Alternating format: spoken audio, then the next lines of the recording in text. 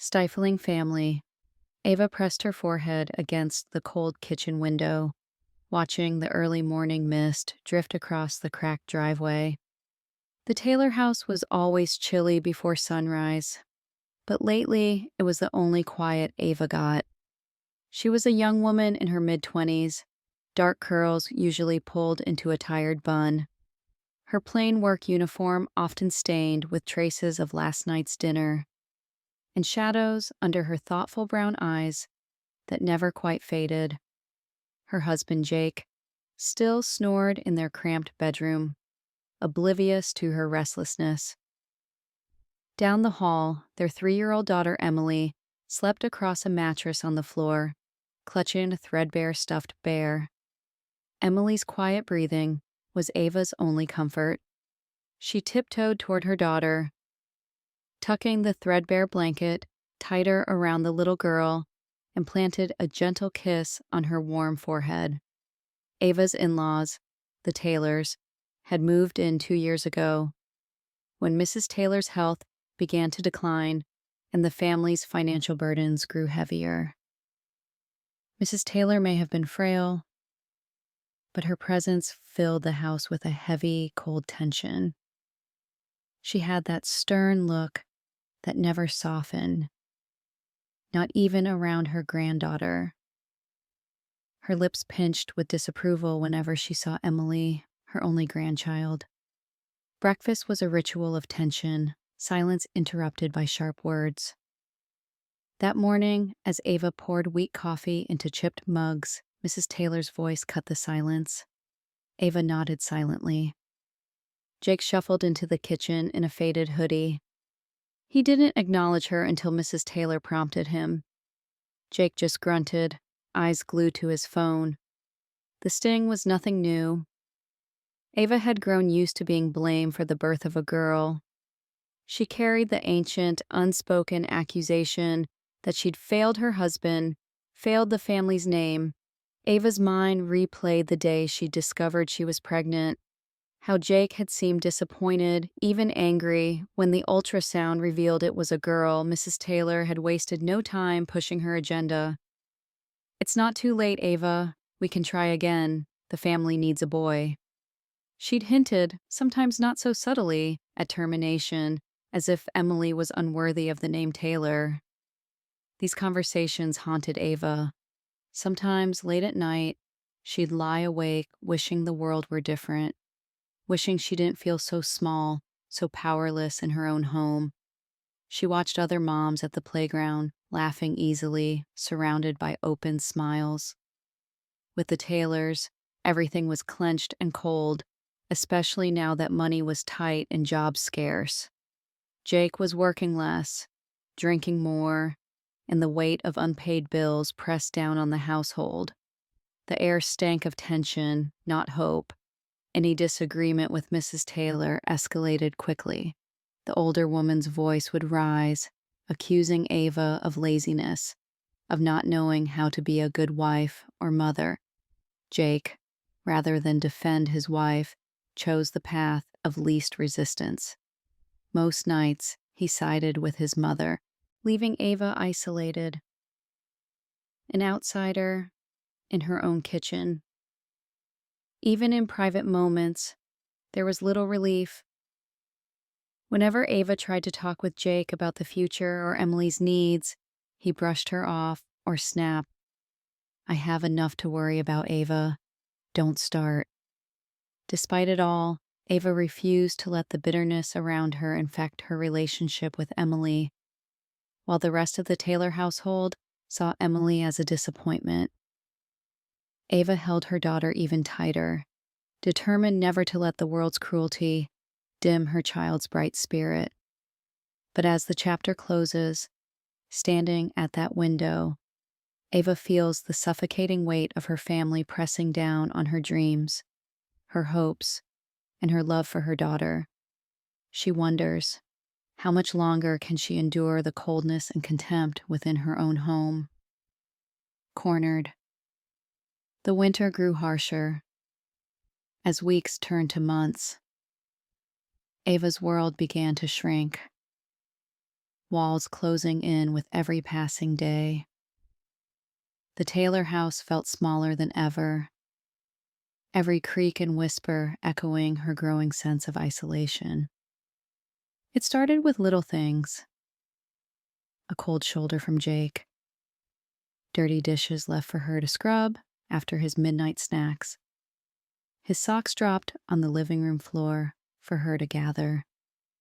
Miss Taylor's sharp tongue grew sharper, every criticism burrowing deeper under Ava's skin. The older woman no longer hid her contempt, especially when neighbors visited. The insults were public and deliberate, disguised within polite conversation, but meant to wound. "She doesn't know how to manage a home," Mrs. Taylor would sigh, loud enough for the Johnsons next door to hear. "A proper wife keeps her husband happy, and a real woman gives her family a son, not just another mouth to feed."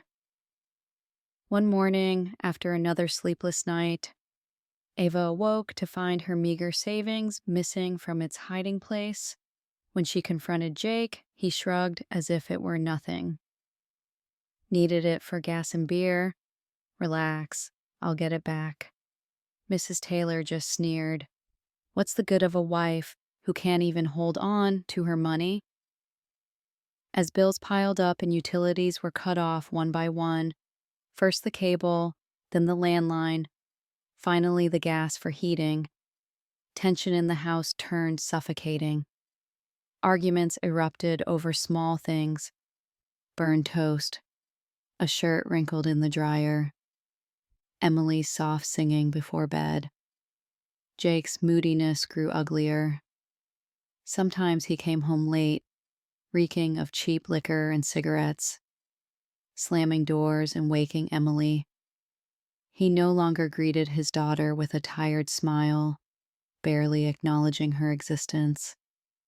Ava shielded Emily from the chaos as best she could, gathering her in her arms and whispering songs from happier times. But Emily sensed the change too. She clung to Ava tighter at night and stopped asking about her father. Ava watched her daughter's bright spirit flicker, and panic gnawed at her soul. Things only got worse when Jake lost his job at the auto parts store. He stormed home in the middle of the day and crashed on the couch, blaming Ava for their misfortune. "If you hadn't distracted me with your nagging, I wouldn't have lost focus at work." Rumors about Ava's supposed laziness and incompetence spread through their tight-knit neighborhood.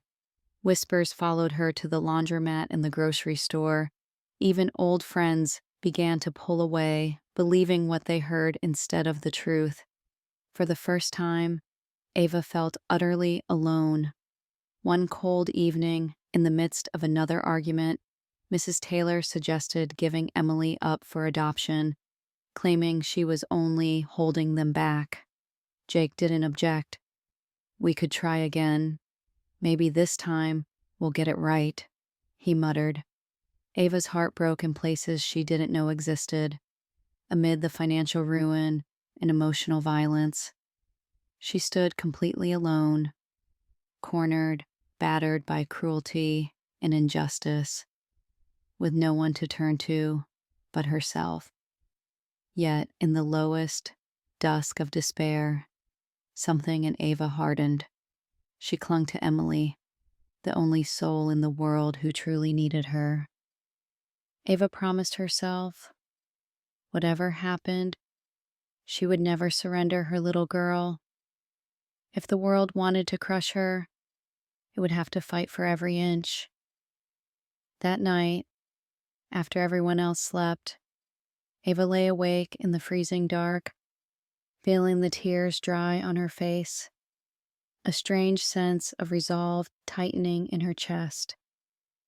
Alone, with nothing left to lose, she knew survival meant taking back her future, no matter the cost. Determined to change, Ava sat in the farthest corner of the living room, the battered laptop she'd borrowed from a neighbor humming quietly on her knees. The rest of the house was silent except for the muted television muttering in Miss Taylor's room and Emily's steady breathing in the bedroom they shared. Jake spent most evenings at the bar or locked away in the garage, lost in his own world. For the first time in months, Ava had stolen a few precious hours for herself, a rare sanctuary carved out of chaos and coldness. She stared down at the GED prep website, hands shaking. The thought of starting over at her age, in her circumstances, felt overwhelming. Memories of her high school years flickered through her mind, dropping out at 16 when she found out about Emily, the desperate rush into marriage, all the dreams packed away because life demanded it. Ava had always been resourceful, but the years of scorn and neglect had chipped away at her confidence. Tonight, something inside her refused to break. She opened a new tab and started filling in the online application. A moment of clarity. It began as a whisper of defiance, a realization that no one was coming to rescue her.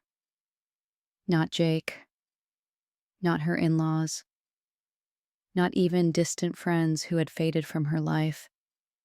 Just her courage, and the little girl who depended on her. Days blurred into each other, a pattern of exhaustion, chores, and small humiliations from Mrs. Taylor. But the promise Ava made to herself that night stayed alive beneath everything else. The next morning, after packing Emily's snack and cleaning the kitchen, she slipped out and walked to the community center several blocks away. She asked the receptionist about GED classes, her voice uncertain, almost apologetic. The woman at the desk, a tired yet kind woman named Lorraine, smiled and handed her a brochure. "You're not the first to come here scared. You won't be the last. Don't let anyone tell you it's too late." Something about Lorraine's words unlocked a new resolve in Ava. She enrolled in the evening prep course, telling her family she was doing shifts at a local diner. If Jake or Mrs. Taylor suspected anything, they didn't show it. Neither of them asked about her comings and goings anymore. Ava told herself, one trembling breath at a time, "I will not let my daughter grow up believing this is all she will ever have. Emily deserved better. Ava herself deserved better." The battle at home secrecy became Ava's second skin. She hid her books and notes beneath a loose floorboard in her bedroom, sneaking time to study, while Emily colored beside her or late at night, after everyone else was asleep. It was a constant, delicate balancing act, never letting the Taylors catch on, never letting her growing hope shine too brightly. Mrs. Taylor, for her part, sensed a change.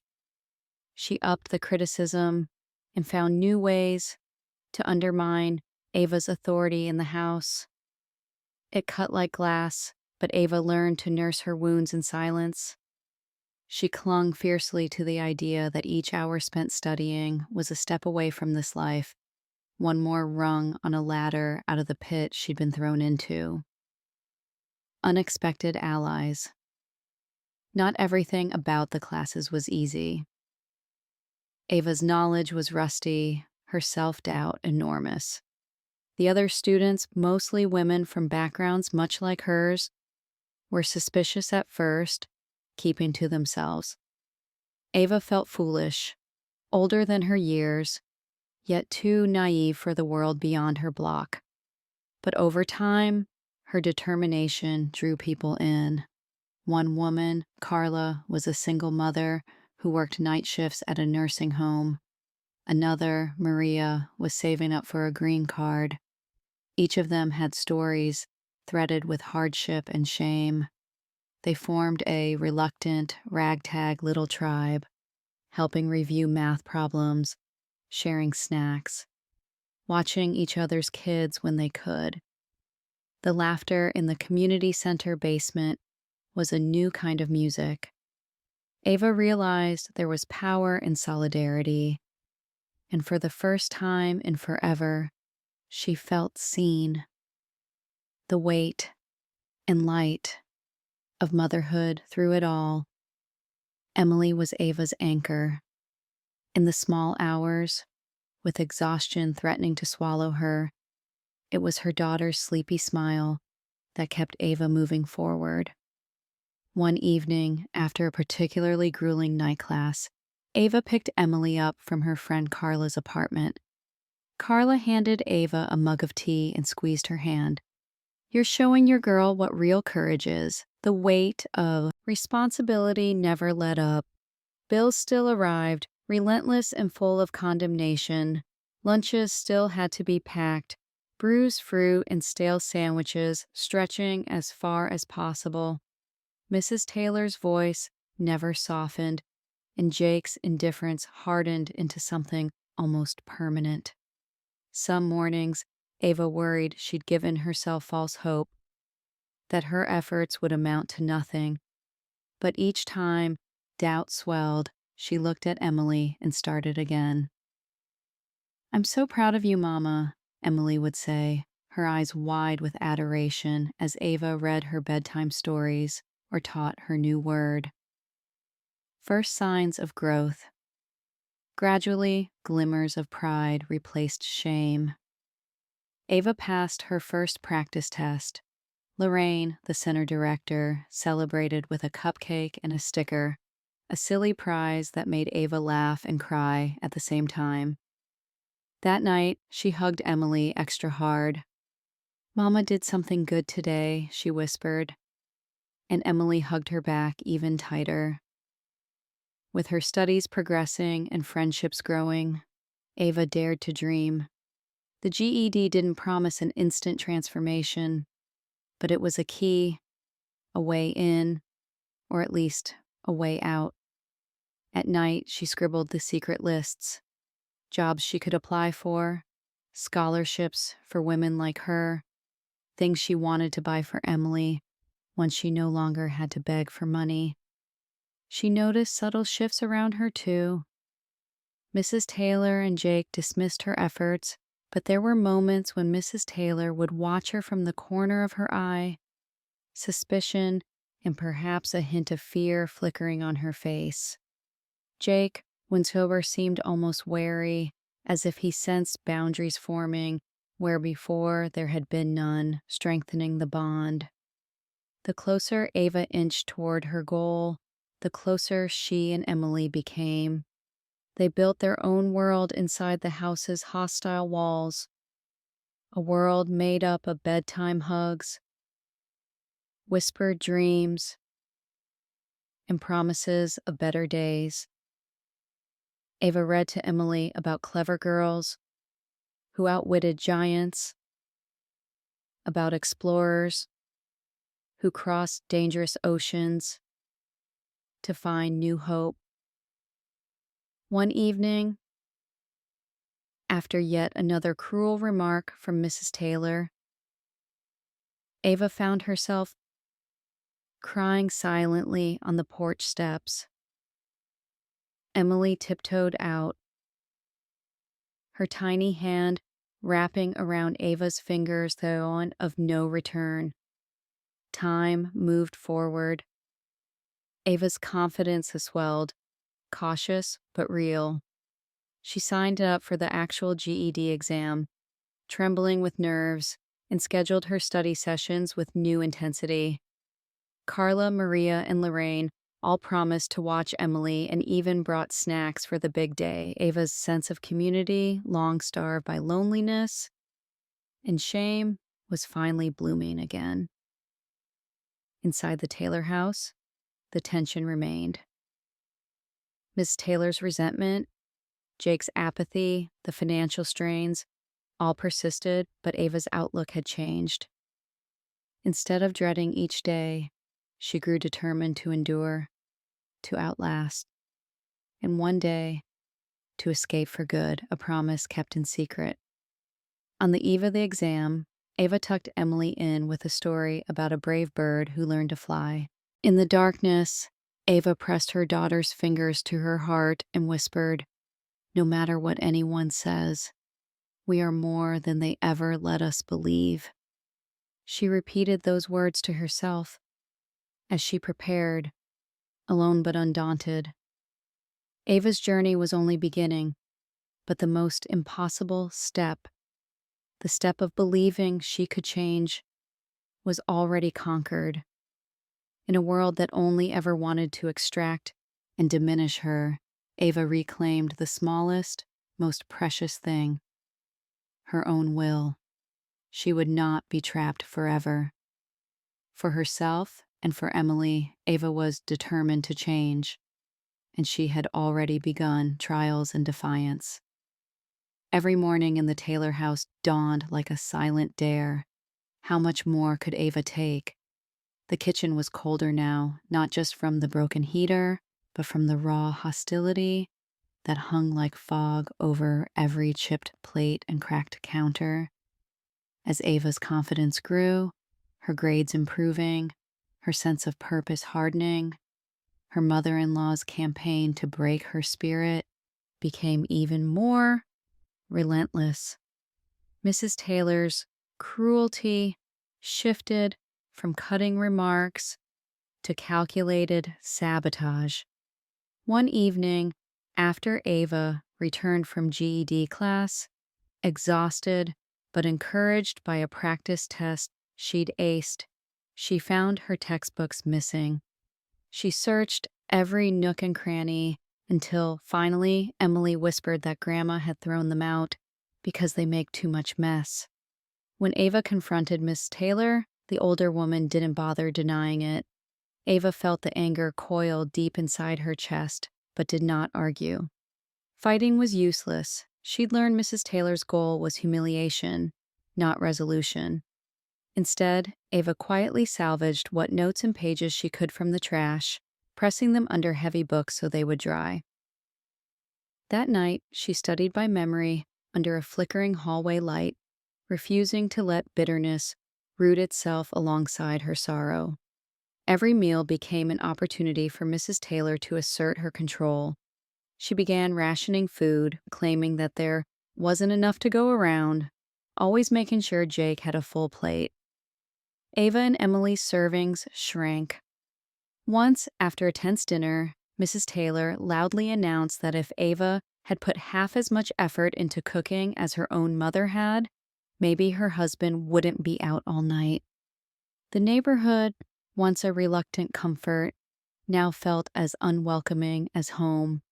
Stories spread of Ava leaving her child with strangers, of her sneaking money out of the household, even of her meeting men on her so-called school nights. She heard Mrs. Taylor in the backyard, voice pitched for the neighbors. "She lets that child cry alone all evening just so she can go out. Jake is too soft to see it. A good mother stays home." Those words traveled. At the grocery store, old Mrs. Dorsey clucked her tongue as Ava paid for bruised apples and off-brand bread. At the laundromat, women gathered their baskets and children when she entered, murmuring. The chill of social exclusion reminded Ava of how small her world had become. Jake grew even more distant. He stopped looking for work and began spending nights away altogether. First at a buddy's place. Then, Ava learned, with another woman. The evidence was clear: perfume on his shirt, half-heard phone conversations, suddenly secretive texts. When he was home, he was sullen and cruel, sometimes openly mocking Ava's fantasy of becoming someone. He accused her of abandoning her duties, and once, after a deep night of drinking, accused her of driving him to cheat.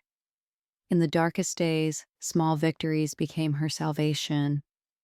Lorraine from the community center found an extra set of study materials, and Maria offered to watch Emily during exams.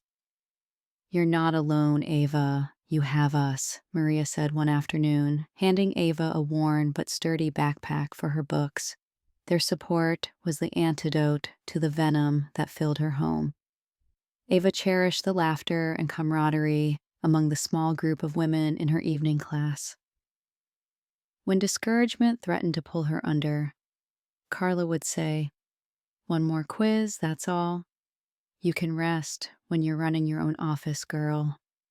The shared struggle forged a kinship deeper than Ava had ever known with the Taylors or even her own distant family. Even Emily became a quiet symbol of resistance. As the meanness in the house grew, Emily clung more fiercely to her mother.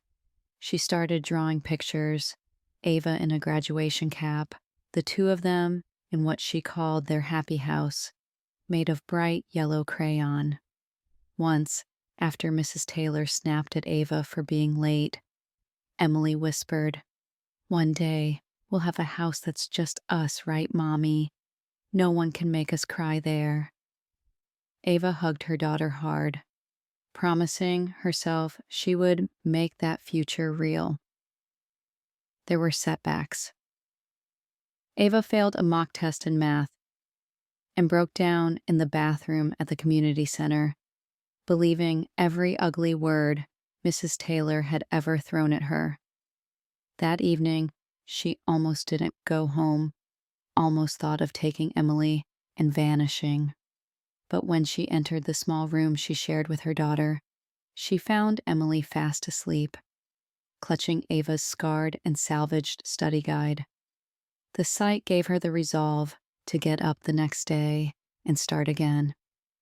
Mrs. Taylor's tactics escalated into outright sabotage, hiding Ava's work shoes, calling the community center, and suggesting Ava was an unfit mother, even trying to bar Ava from leaving the house with threats of calling social services.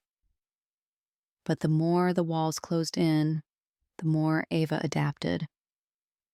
She began hiding spare bus fare in an old coffee can under the porch, stashing a change of clothes for Emily at Carla's. Every obstacle Miss Taylor invented became, for Ava, proof of her own ingenuity. In that crucible of adversity, Ava discovered not only her own resilience, but a fierce, growing defiance. Gone was the woman who apologized for her own existence. She spoke less, but when she did, her words had weight. When Jake hurled insults, she no longer reacted. Her silence carried its own form of power. Mrs. Taylor's rants became background noise, always there but rarely responded to. Still, Ava's resistance was not loud or dramatic, but steady and unwavering. Each passing day that she did not quit, each test she took, each meal she scraped together for Emily, was a rejection of the future her in-laws had scripted for her. As winter melted into a reluctant spring, Ava no longer wondered if she could survive the Taylor house. She knew she could. The real question was how much brighter her world would be once she escaped. The fires of cruelty that threatened to consume her instead became the forge of her courage, the engine of a dream that neither insults, sabotage, nor heartbreak could extinguish. For Emily's sake, for her own battered heart, Ava refused to surrender. Her trials had become her training ground. There was no turning back. The next time anyone doubted her strength, they would see exactly what she had become. Light at the end of the tunnel. Spring arrived with hesitant patches of sunlight that lingered on the cracked steps outside the Taylor house, hinting at change long before anyone inside felt it. For months, Ava lived day to day, fighting exhaustion and humiliation, the routines of struggle so familiar she sometimes forgot life could be otherwise. But around her, life was shifting. slow and almost invisible at first, then unstoppable, like green shoots pushing up through cold, stony earth. On a chilly Tuesday, Ava approached the community testing center with her heart pounding and her hands damp. Carla and Maria had dropped by in the early hours, fussing over Ava's hair and reminding her she was ready, that she deserved every good thing coming to her. Lorraine pressed an encouraging letter into her hand. "You've already outlasted the worst," she whispered, hugging Ava hard. "This is just the next beginning." The GED exam room felt cavernous and impersonal. Fluorescent lights, pale desks lined up by the dozen, the soft scratch of pencils and shuffling papers. Ava's mind buzzed with 100 sources of doubt, from Mrs. Taylor's cruelty to the sharp, old ache of her teenage failures, to the ache in her body from months of poor sleep. But when the test started, she pushed those voices aside and wrote answers not just for herself, but for Emily. Each calculation, each essay, a stake, claimed in a future of her own making. The results wouldn't come for weeks. Ava busied herself with work at the diner, never letting on at home that something new stirred inside her. By now, Jake hardly spoke to her at all. Some nights he didn't come home.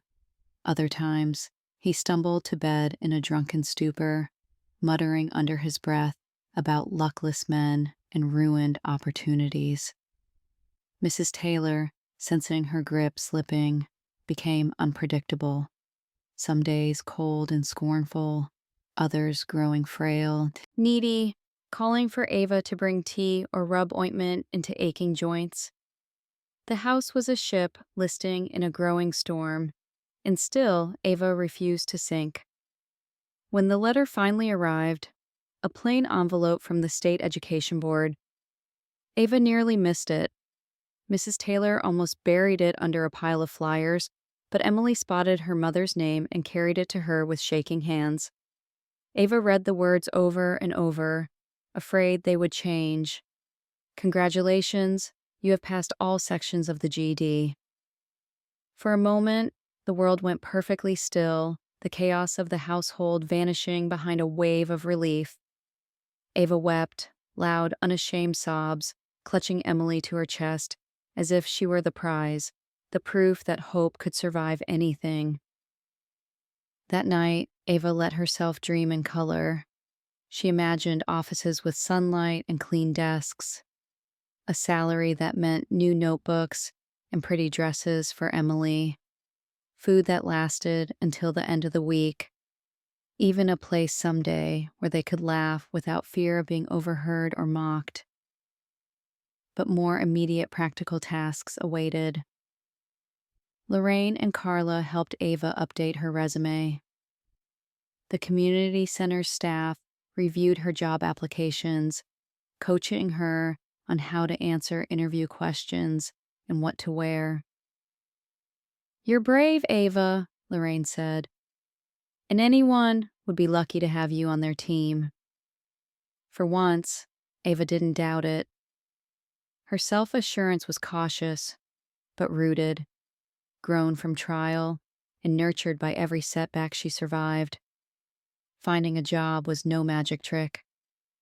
Ava faced long silences after applications, awkward phone interviews, and the quiet humiliation of being told she had no relevant experience, or was overqualified for cleaning but underqualified for admin.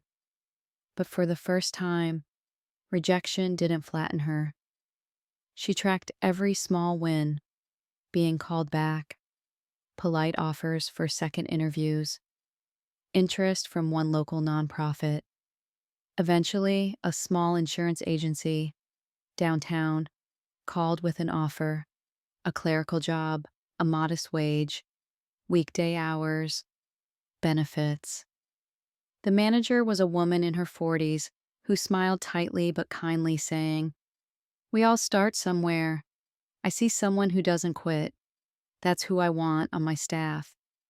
Ava couldn't stop grinning, tears prickling her eyes as she wrote down her first day of work. She returned home that night not triumphant, but changed. She deposited her first paycheck directly into her own bank account. Her account, not Jake's or the household's.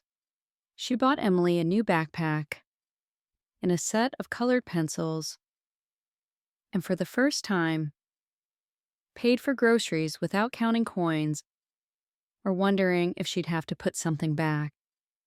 She brought home a cake and watched Emily's eyes light up as they ate dessert before dinner, their laughter echoing through the thin walls. Jake, once the proud provider, could not hide his bitterness.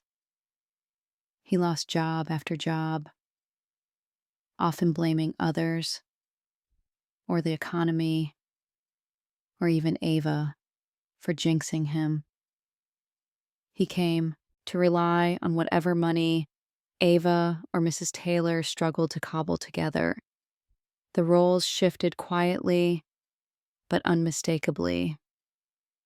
While Jake unraveled, Ava stitched herself together, day by day, with stubborn dignity. Mrs. Taylor noticed too. Slowly, her demands changed from punishment to requests. She began to ask, not order, when she needed medicine or a ride to the clinic. Her health seemed to fail more rapidly once the household's future no longer depended on her approval. Through it all, what buoyed Ava most was the subtle but growing respect she felt from Emily. Her daughter, now nearly 5, watched her mother with wide, adoring eyes, drawing pictures of their future house with bright garden windows and a dog in the yard. Emily's hugs became tighter, her questions about life sharper, and she began volunteering to help Ava cook or pack for work, whispering, "One day, I'll have a job too. Will you be proud of me, Mama?" Ava was proud, more proud than she knew how to put into words. She vowed never to let Emily doubt her own worth or step into a world that only saw her as someone's possession or burden.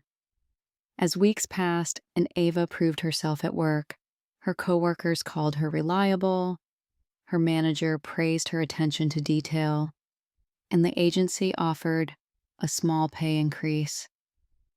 Ava's name on a paycheck, for real, earned work, felt like a flag planted firmly in the soil of her new life.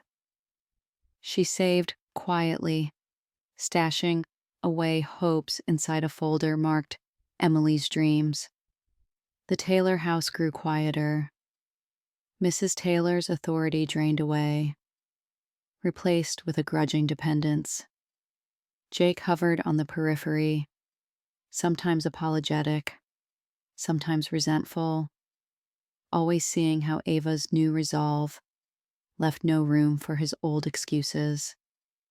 On the rare evenings when sunlight lingered and a paycheck lay on the counter, Ava let herself and Emily walk farther than usual, to a public park, to a cheap ice cream stand, places that felt like the real world, places where possibility seemed to hum in the air.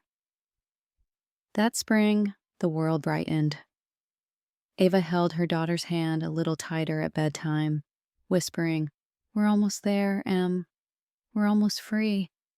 For the first time, Ava believed it was true. Looking back, the morning sun filtered through the window, casting gentle rectangles across the small, tidy apartment Ava and Emily now called home. There was no trace of the Taylor house's stifling gloom here, just the faint sense of coffee and wildflowers rising from a vase on the counter. Ava stood at the window, hands wrapped around a chipped mug, taking in the rare quiet. The city below was beginning to bustle, but here, in this small space she had carved for herself and her daughter, there was peace. and space for memories to surface. It had been nearly a year since the day she received her GED results. Since then, Ava's life had spun forward at dizzying speed. Her once tentative steps into the working world had become a stride. Her confidence, once fragile, now grew quietly but steadily. Yet change, she realized, was never a clean break from the past. Behind each new milestone, old wounds lingered, ghosts she had to reckon with, for her own sake and for Emily's. One Saturday morning, as Emily colored peacefully at the kitchen table, Ava found herself sorting through a battered shoebox, her only true keepsake from the Taylor house. It was filled with memories, faded photographs, a crumpled hospital bracelet from Emily's birth, postcards her mother once sent from faraway states. Tucked among them was a yellowed slip of paper, barely legible, a grocery list she'd written on one of those evenings when every cent mattered, when dinner meant stretching beans and rice, thin enough for 3 adults and a tiny child. Looking at the list, Ava felt a wave of sadness for the woman she had been then, a woman who apologized for her very existence, who shrank in on herself to avoid confrontation. The shame she had carried was still sharp, the times she'd been yelled at for overcooking dinner, the bruises of harsh words, the guilt Jake and his mother pressed onto her for not being enough, not enough of a wife, not enough of a mother, certainly not enough of a daughter-in-law. What stung most were the memories of how her in-laws had treated Emily. There was no forgetting the chilling words, "This one's holding us back," Mrs. Taylor had hissed. Or Jake's cold declaration, "We could try again, maybe get it right." Ava's anger flared at the memory, but the old sense of powerlessness faded with it.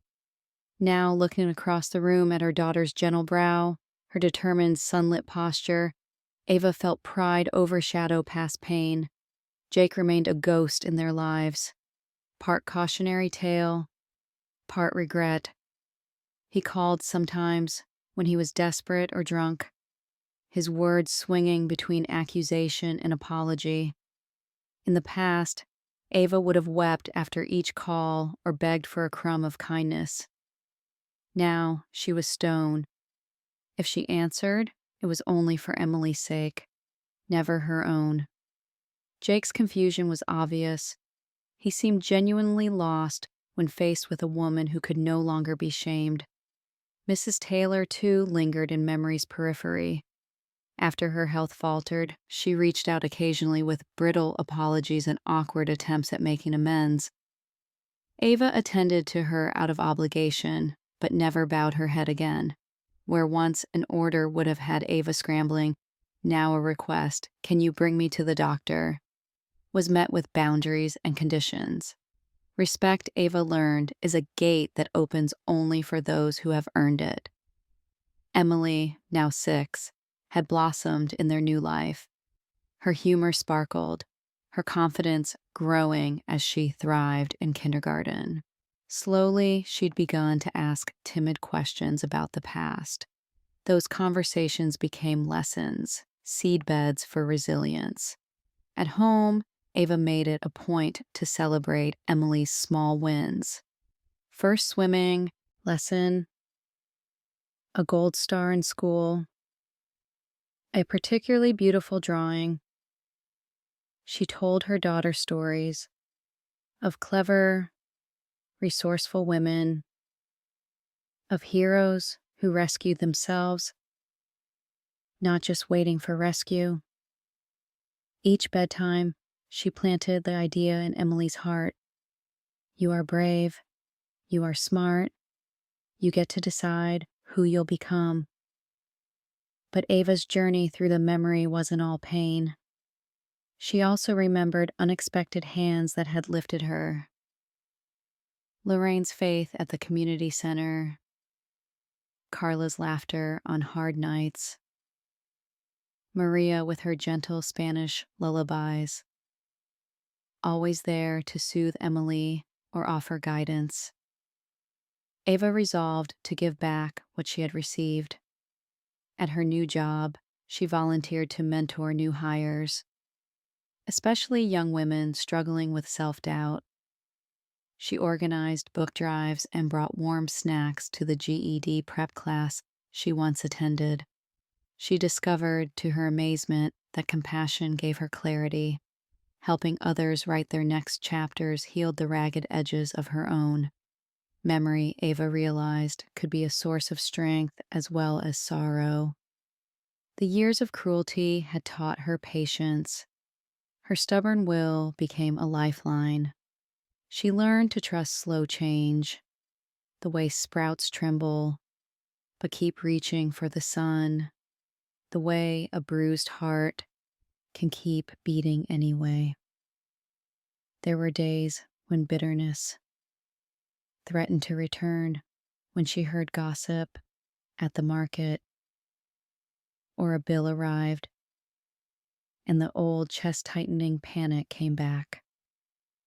On those days, Ava took Emily for a walk. They strolled down streets lined with budding trees, or on rainy afternoons, splashed through puddles, counting each other's laughs as small victories. Ava learned to breathe deeply, repeating her new mantra: "My worth is not their story. My value isn't up for debate." As the anniversary of her GED letter approached, Ava hosted a modest dinner. Lorraine, Carla, Maria, and a few other women from the community center joined her and Emily. They ate, told stories, and laughed together. No judging, no raised voices, no fear. In the golden hour light, Ava looked around the table and felt, for the first time in memory, completely, fully seen. After tucking Emily into bed that night, Ava sat once more by her small window, looking at the city lights sparking beyond. She thought about all she had gained, not just a job, not just security, but the knowledge of her own resilience. She had learned forgiveness, not the easy kind that wiped away wrongs, but the hard-won, self-respecting kind. She forgave Jake and Mrs. Taylor, but would never let them wound her again.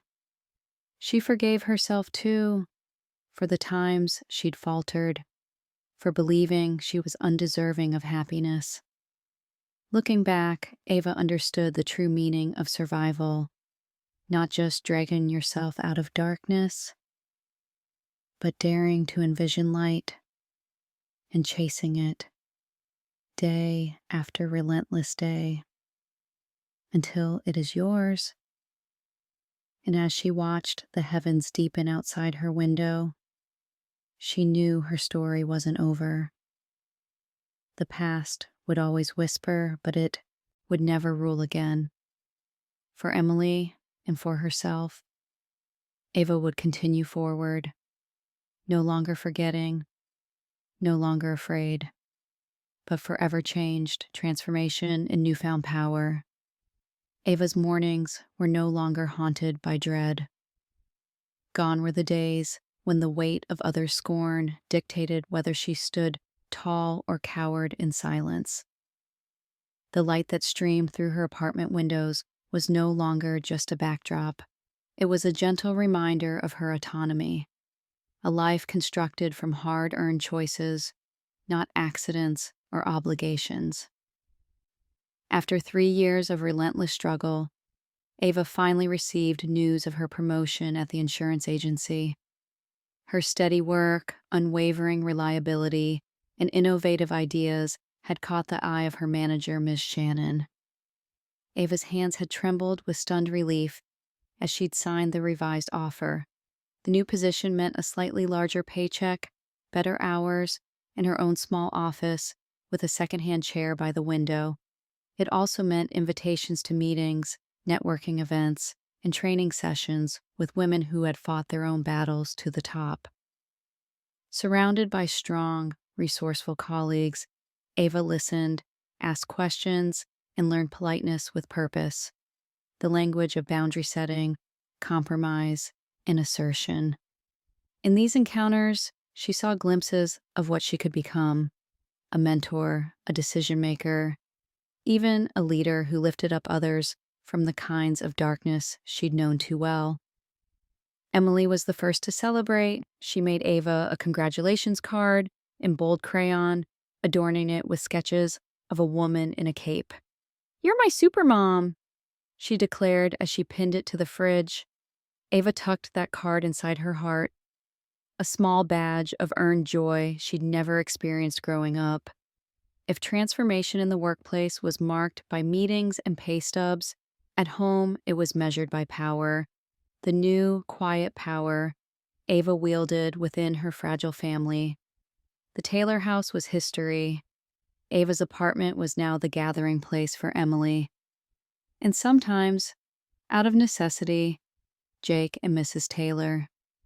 As Jake drifted from one failed attempt at employment to the next, resentment yielded gradually to desperation.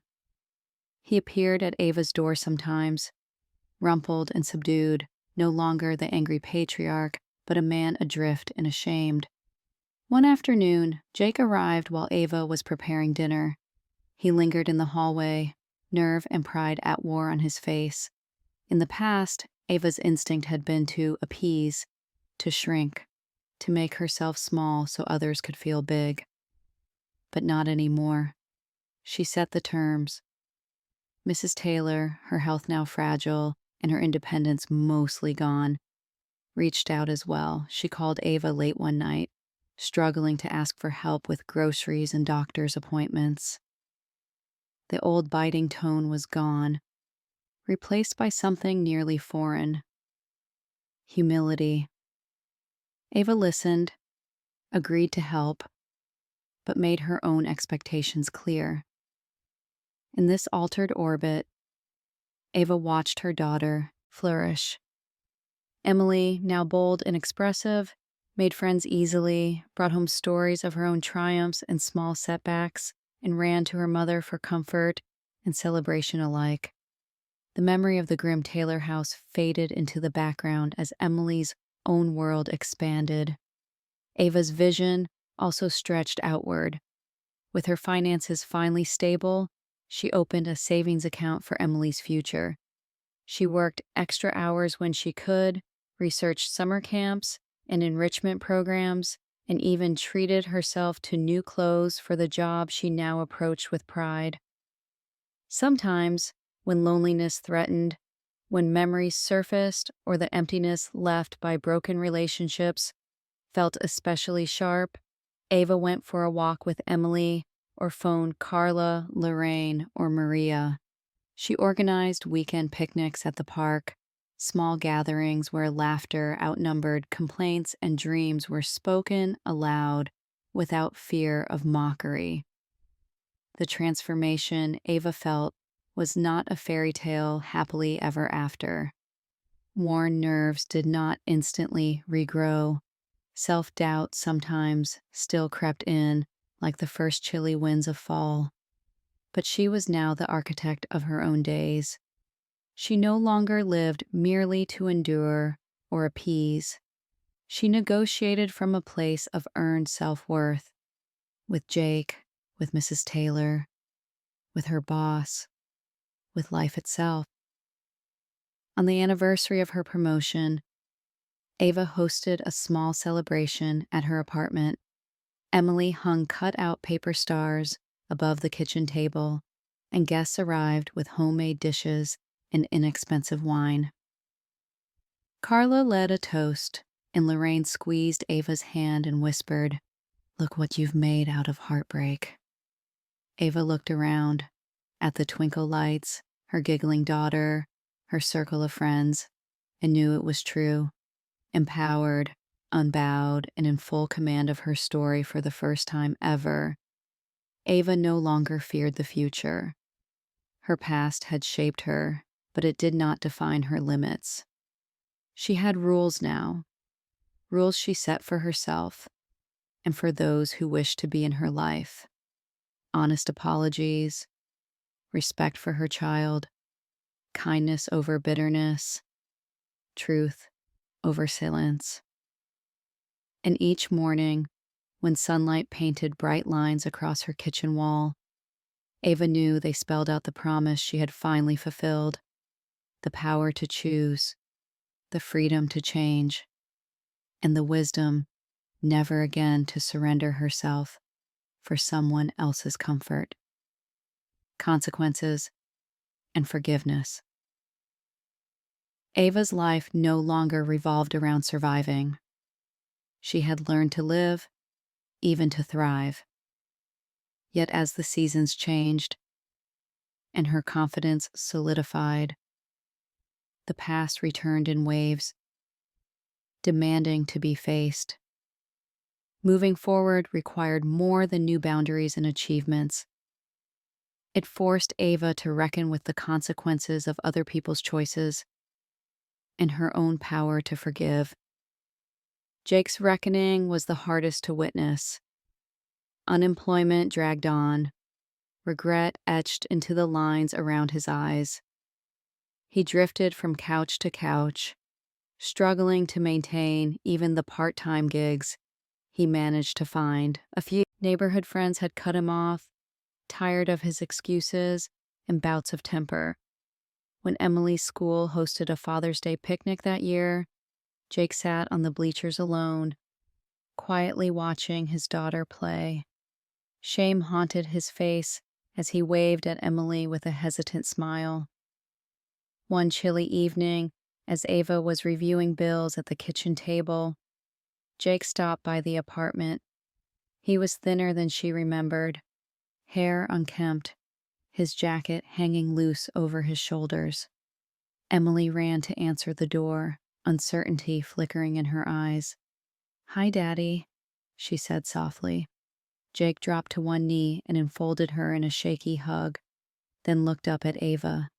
"Thank you for everything you do for Emily," he started, his voice ragged. "I know I haven't been the father she deserves, or the husband you needed." He swallowed. "I want to be better. I know saying sorry isn't enough, but it's a start." He glanced at Emily, then at his hands. Ava studied him, her feelings conflicted: anger, pain, empathy. Years of resentment threatened to rise, but her new strength held her steady. "You hurt us, Jake," she replied quietly. "But people can change. That's a choice you have to make. If you want to be part of Emily's life, prove it with actions. She needs stability, not broken promises." Jake nodded, tears sliding down his cheeks. He promised to start attending counseling, and Ava believed him just enough to allow supervised visits. As weeks passed, he showed up on time, stayed sober, helped Emily with her homework, and listened as she talked about her world. The restoration was fragile, a thing built brick by brick, but Ava recognized its value. Forgiveness, she saw, was not erasure. It was allowing space for change, without forgetting the harm. Ms. Taylor's journey was a quieter story of consequence. After her health faltered, she moved into a small, assisted living home not far from Ava's apartment. Her fierce independence had faded. Now she relied on nurses and kind strangers for daily care. Her visits with Ava and Emily took place in the muted common room, garden sunlight glinting off her silver hair. Gone was the commanding matriarch. What remained was a frail woman who struggled with remorse. Ava nodded slowly. "We can't undo the past, but we can choose how we move forward. You're part of our story, whether we like it or not. I will always protect Emily, and that means I have to protect myself too." Mrs. Taylor's apology was not a magic spell. Ava's boundaries stayed firm. Their relationship shifted from subservience to cautious companionship. Ava's visits rooted in both compassion and self-respect. Emily, ever perceptive, began bringing drawings and small gifts to her grandmother, a sign that old wounds, though not forgotten, could begin to heal. The transformation at home was mirrored in Emily herself. Now a bright 7-year-old, Emily had learned that love and family could be complicated. She sometimes asked tough questions, her innocent eyes searching for truth. Emily, proud of her mother, began to model that compassion at school and with friends, standing up for herself, but reaching out to lonely classmates, remembering her mother's lessons about kindness with boundaries. Ava's inner circle, Carla, Maria, Lorraine, remained a sanctuary. They celebrated together when Emily won an art contest or when Ava received commendations at work. During quiet evenings, Ava shared parts of her journey with women just beginning to rebuild. As her family's dynamic changed, Ava also reflected on her role as the new cornerstone, the steady heart of a transformed unit. Decisions, from finances to family visits, rested on her own shoulders. There was pride in providing, but sometimes the weight grew heavy. On those days, she and Emily took refuge in their routines, cooking together, planting flowers on the balcony, writing out dreams for the future in brightly colored notebooks. One spring night, while putting Emily to bed, Ava read aloud from a storybook, this time rewritten with a heroine who rescued herself. Emily squeezed her mother's hand. "Will you always be proud of me, even if I make mistakes?" Ava kissed her forehead, tears misting her eyes. "Always, my love. What matters is learning and trying again. That's what makes us brave." Slowly, the broader community noticed the family's transformation. Old whispers faded, replaced by new respect from neighbors and teachers. People saw Emily's resilience, Ava's integrity, the careful mending of old wounds. Ava was invited to speak at local women's events and school meetings, sharing her story so that others, those feeling voiceless, broken, or not enough, could see a path forward. But Ava's greatest reward was knowing her legacy was more than survival. In the quiet triumphs and the ordinary days, she was passing on the most critical lessons. You are not the worst that happened to you, and the world can change, inch by inch, if you refuse to give up hope. Looking back, Ava knew the price had been real, the ache, the anger, the years lost to darkness. Yet forgiveness was her freedom. It let her family begin to change, not as a miracle, but as a hard-won possibility. Ava, once small and overlooked, stood as the unshakable root of a family finally learning how to grow. And with each new dawn, she taught Emily that true power lay not in what you endured, but in what you dared to create, forgive, and become.